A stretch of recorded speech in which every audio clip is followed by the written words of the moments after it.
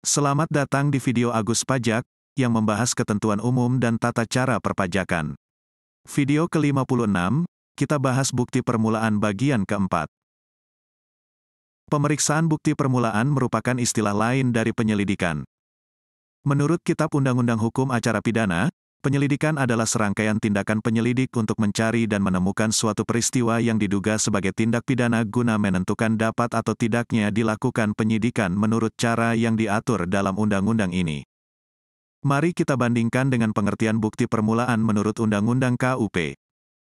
Bukti permulaan adalah keadaan, perbuatan, dan/atau bukti berupa keterangan, tulisan, atau benda yang dapat memberikan petunjuk adanya dugaan kuat bahwa sedang atau telah terjadi suatu tindak pidana di bidang perpajakan yang dilakukan oleh siapa saja yang dapat menimbulkan kerugian pada pendapatan negara.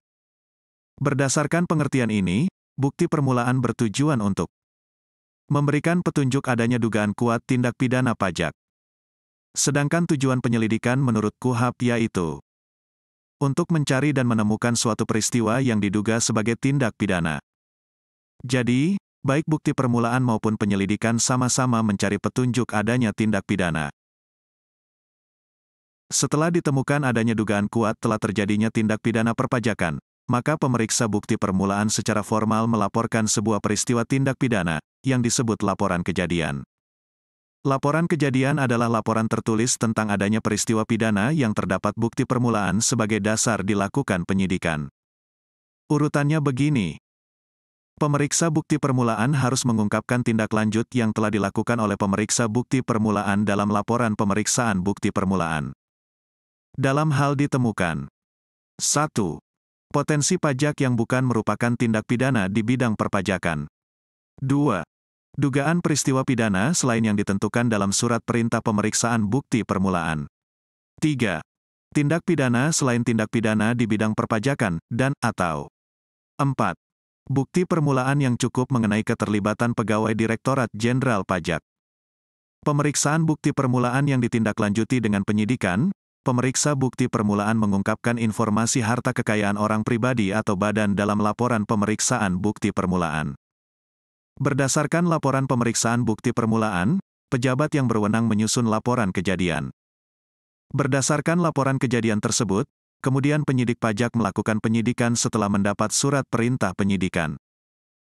Berdasarkan Undang-Undang KUP, penyidikan tindak pidana di bidang perpajakan adalah serangkaian tindakan yang dilakukan oleh penyidik untuk mencari serta mengumpulkan bukti, yang dengan bukti itu membuat terang tindak pidana di bidang perpajakan yang terjadi serta menemukan tersangkanya.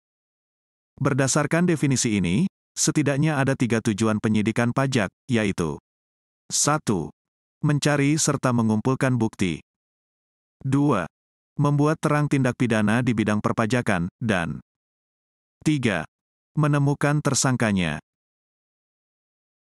Sekedar mengingatkan bahwa penegakan hukum perpajakan dibagi 2.